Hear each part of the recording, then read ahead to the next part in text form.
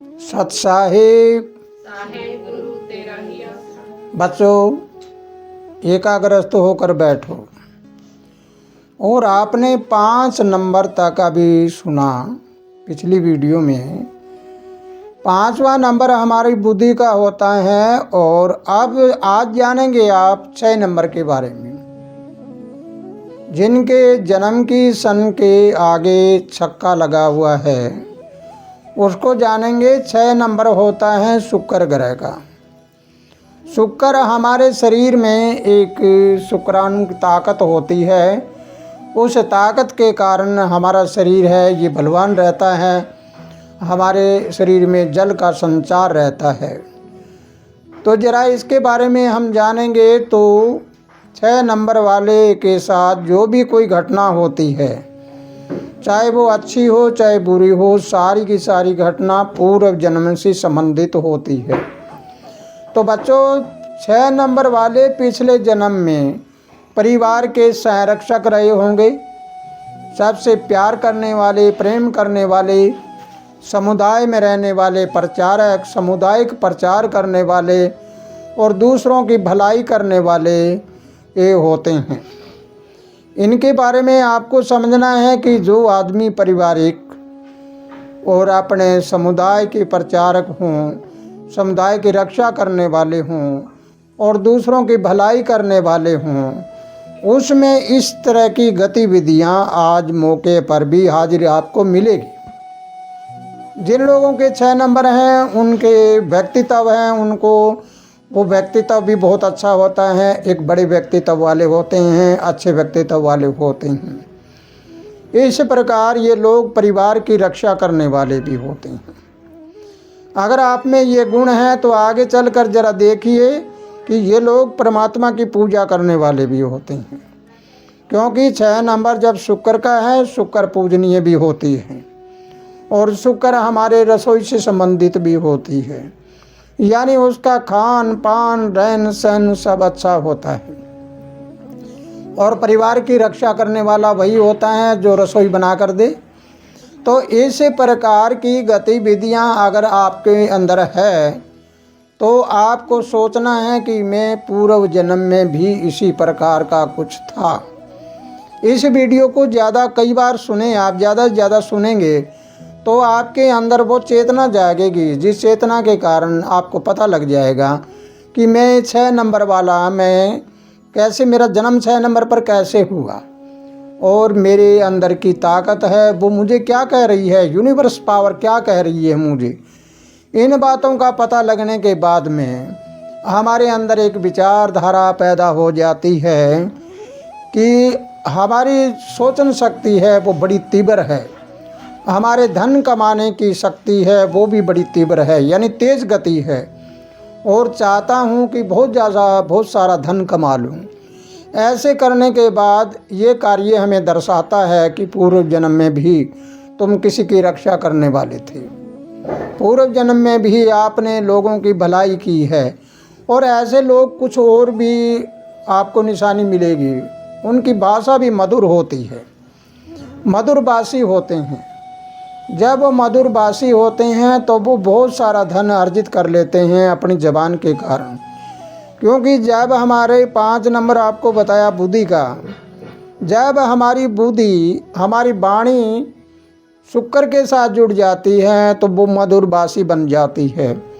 तो इसलिए बच्चों अगर आपको ये बात पूरी तरह समझ आई है और आप इसके बारे में पूरी तरह समझ लिया है आपने, तो आपको एक बात ज़रूर याद रखनी है। मधुर भाषा वाला अगर नकारात्मक ऊर्जा वाले के साथ रहेगा तो फिर क्या होगा, दोनों में आपस में रिएक्शन होता है। तो इसलिए अपनी वाणी को मधुर रखिए, नकारात्मक ऊर्जा वाले लोगों से दूर रहिए, अच्छी विचारधारा में रहिए। और आपकी उपलब्धि है ये बहुत कुछ हो सकती है।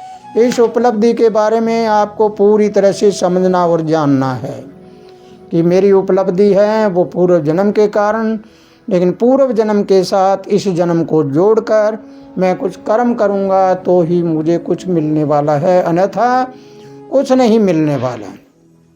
इस बात को ज़रूर याद रखना कि एक इंसान जब यहाँ पर बैठा है और उसके 9 फुट दूर तक चाहे नकारात्मक ऊर्जा हो चाहे सकारात्मक ऊर्जा हो, उसके ऊपर प्रभाव जरूर डालती है। तो आइए ज़रा चलें हम 7 नंबर पर। 7 नंबर केतु का होता है।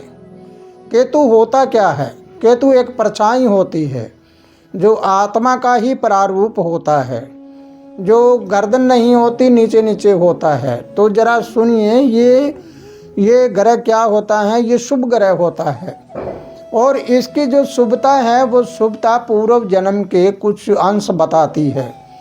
पूर्व जन्म के बहुत से कारण बताती है कि ऐसे लोग पिछले जन्म में भी आध्यात्मिक ज्ञानी रहे होंगे और भक्ति करने वाले भी होते हैं। क्योंकि जब हमारी धड़ धड़ रहती है नीचे और ऊपर का सिर है, इसका मतलब निकला कि यहाँ से ऊपर वाली जो ज्ञान वाली चीज़ें, हम उस ज्ञान वाली चीज़ के ऊपर ध्यान रखेंगे। ये वाली चीज़ इशारा करती है तो केतु काम करता है। जैसे ज्योतिष शास्त्र में कहते हैं कि राहु के इशारे पर केतु काम करता है, वो इशारा करता है, वैसे चलता है। तो जरा 7 नंबर वाले लोग होते हैं, वो लोग इसी प्रकार के होते हैं और इनका अपना मिशन औरों को ज्ञान देना होता है, दूसरों को अपनी वाणी से प्रभावित करना, उनकी भलाई करना। और इनको एकांत बड़ी अच्छी लगती है। जब ये एकांत में रहते हैं तो बड़े खुश रहते हैं और इनके मेल मिलाप वाले लोग होते हैं, यानी समान विचार वाले, तो ये खुश रहते हैं। अन्यथा ये चाहते हैं कि बाकी मेरे से दूर रहे, साहब मैं तो एकांत में रहूं। इस प्रकार एकांत जिनको अच्छी लगती है, वो सोचिए कि मेरा जन्म अगर किसी को याद भी ना है, अपना जन्म का अंक याद भी ना है, तो भी वो सोच लेना इन बातों को सुनकर कि मैं मेरा अंक ये है, मैं इस प्रकार की गतिविधियां वाला हूँ। तो पिछले जन्मों के जो शेष कार्य रहे हुए हैं, उन कार्यों को पूरा करने के लिए उन्होंने जन्म लिया। इस बात को ज़रूर याद रखें। जो विद्वान होते हैं, जिनके बड़े मिशन होते हैं, उनका कोई कार्य अधूरा रह जाए तो वो अपना अधूरा कार्य पूरा करने के लिए फिर से जन्म लेकर पूरा करते हैं। इस प्रकार की कार्य प्रणाली अगर आप में दर्शाती है तो आपको सोचना है कि अगर मैं पिछले जन्म के साथ इस जन्म को जोड़ दूं और जोड़कर अपना कर्तव्य पूरी तरह से निभा कर कार्य करता रहूं, तो मैं एक दिन बहुत बड़ा ज्ञानी, ध्यानी और बहुत बड़ा विद्वान और गुणवान बन सकता हूं। पिछले जन्म के कारण हमें ये जन्म मिला है, लेकिन कुछ चुनौतियां इसमें भी आती है। उन चुनौतियों का हमें सामना करना पड़ता है। हम खुशी से, लगन से, अपनी आत्मा से, अपने आत्मविश्वास से उसका मुकाबला कर सकते हैं। अगर आपने ये सोच लिया कि मैं आत्मा का ही एक अंश हूँ, यानी सूर्य का प्रारूप हूँ, तो जब मैं सूर्य की एक परछाई हूँ, सूर्य की लाइट हूँ, तो आप सोचिए ज़रा कि फिर तो मैं सारा कुछ कर सकता हूँ। ऐसी हमारी विचारधारा इस जन्म में होनी चाहिए।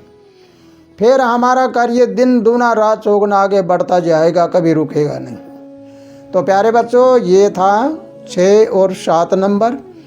इन 6 और 7 नंबर की वीडियो को आपने समझ लिया और जान लिया है, तो तुम समय की खोज पर लग जाओ। एक वीडियो को 1 बार, 2 बार सुनो, 3 बार सुनो, 4 बार सुनो। आपके दिमाग में पूरी तरह से ये हर बातें आने लग जाएगी और पता लग जाएगा। तो इसी के साथ बच्चों, अगर ये वीडियो आपको पूरी समझ आई है तो इसको ज़्यादा से ज़्यादा शेयर भी करिए और अपने विचार कमेंट बॉक्स में लिखिए और इसको लाइक भी करिए। इसी के साथ खुशहाल रहो, आनंद करते रहो। सत साहिब।